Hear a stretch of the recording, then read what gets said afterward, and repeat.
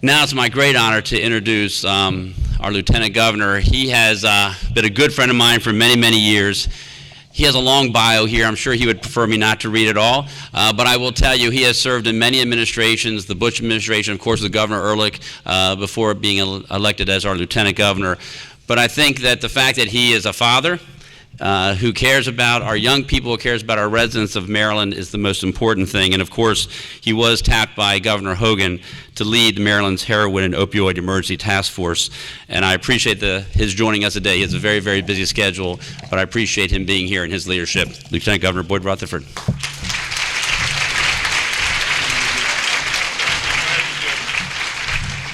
Well, thank you, Alan. Thank you for inviting me here today. Good morning to everyone. Well, like all of us, we're pleased to be here, but at the same time, we're not necessarily pleased to be here to talk about this subject because it's a challenge that we're hopeful and are hopeful that we can address, but we're hopeful that we wouldn't have to address.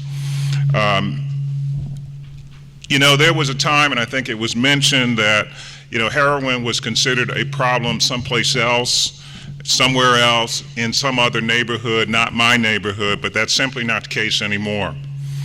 As we've all discussed, from urban areas to suburban to rural areas, heroin and opioid abuse has touched and torn apart families throughout the state and has overrun our health and law enforcement efforts. The governor and I became aware of the depth of this problem when we were campaigning back in 2014. And it didn't matter if we were in Frederick or we were in tiny Hurlock on the Eastern Shore, we were hearing the number one issue facing the elected officials, the sheriff's offices, the health providers was heroin. So the governor had said at that time, while we were campaigning, not a lot of people listened because they didn't think we were going to win, but he said that once elected, one of his first acts would be to establish a task force to come up with solutions to this challenge. So in 2015, one of his first executive orders was to create Maryland's Heroin and Opioid Emergency Task Force, which he asked me to lead. And we brought together experts in substance abuse, treatment, medicine, law enforcement, and individuals who have faced this issue head on, including, I see Linda Williams here from Hartford County, who is also a member of our task force. And we had regional summits around the state, and we heard from individuals facing this head on, be it law enforcement, being the health providers, families who are dealing with this issue because either they lost a family member or were trying to help a family member that was facing this crisis. So at the end of the year, December of last year, we produced a report with 33 recommendations. And even before that, in, I guess it was August of that year, and if you remember when we put out the interim report, because we felt, even though we had a one-year time frame, we felt there were some things that we could do immediately. And so we put out an interim report, I think it was in August of 14, with a number of action steps that the state could take immediately. And a lot of those focused on the prevention aspects, because as I used to say and still say, is that you have to stop or cut off that pipeline of new users. You can address the folks who are suffering from the addiction challenge, but you also have to stop the new users from coming on board. So we did a lot with prevention. We worked with our State Department of Education to start including earlier in school prevention discussions and not waiting until high school health classes, to integrate it earlier. I like to say that virtually every third grader can tell you how damaging it is to smoke cigarettes, but they can't tell you how dangerous it is to take someone else's prescription medications. So you can start those discussions earlier at an age-appropriate level, and definitely by middle school, because they know everything that's going on as far as drugs and the like, or they're going to be running into it by the time they're hitting middle school. So those were a number of recommendations as well as some funding sources. But in the 33 recommendations that we put out, dealt with public awareness and prevention, quality of care, alternatives to incarceration for nonviolent abusers, as well as better law enforcement coordination. And since issuing that report, we focus a lot more on implementation. And the facts are that we need to take a collaborative approach, long-term, multifaceted effort to address this challenge. And we've tried to tackle it from all angles, beginning with education. Now, this whole experience has been quite eye-opening for me. And the things that we heard repeatedly throughout our meetings was the question of education. And as mentioned, getting more information in the schools at an earlier point. You know, in the years past, we had DARE program and Just Say No in the 80s and 90s.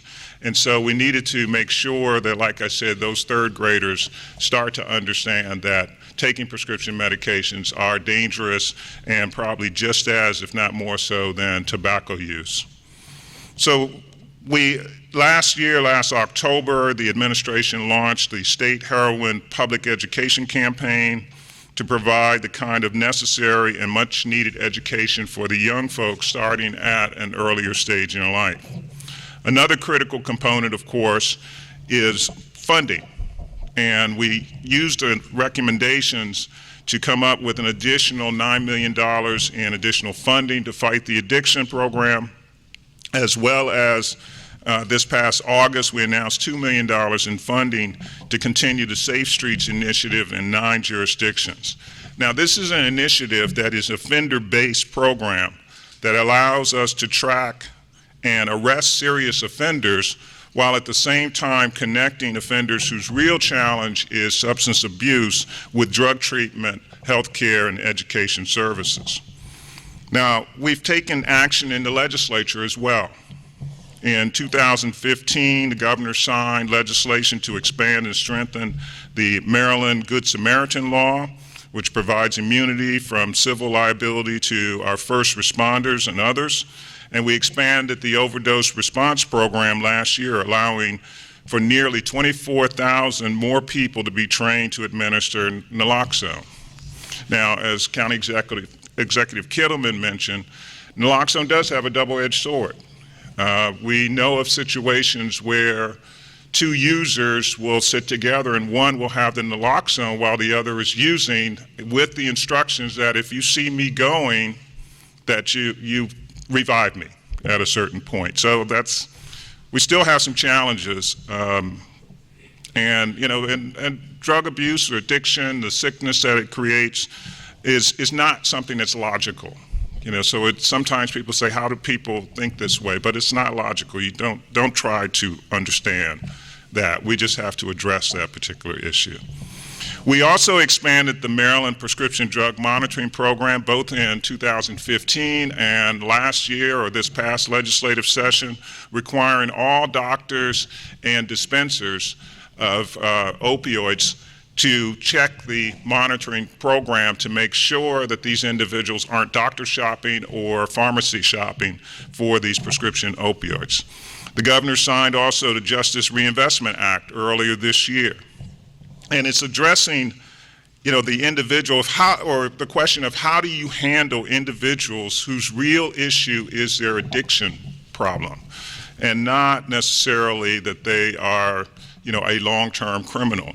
And I like to say we want to make the distinction between those who we're upset with, and we could be really upset because they stole our radio, they broke into our car, and those who we're afraid of. The ones who we're upset with, the main thing we need to do is get them in treatment. And yes, they should pay a sanction, but it's not that you want to lock them up forever because they really have a sickness and illness that has to be addressed. But then those who we're afraid of, yes, you do want to get them off the streets. And so that's one of the things that's coming out of the Justice Reinvestment Act. In addition, and just as important as was mentioned earlier, the fact that the drug trafficking, it does not restrict itself to borders, of county borders or state borders. And so the state, including in the Justice Reinvestment Act, has expanded our Maryland RICO statute, which would allow prosecutors to target these high-level drug traffickers with the ability to bring down the entire enterprise and not just individual dealers. So currently, Maryland has over 1,700 state staff members that are working to combat the heroin and opioid epidemic in our state. That is a substantial amount of resources that we're putting to this fight. But it is a worthy fight. And a big part of it, as we can see today, is bringing together people to find real solutions to this challenge. It will take persistence and a collaborative approach. Treatment and prevention are critical, but so is education, and a willingness to shed light on the real impact of this epidemic.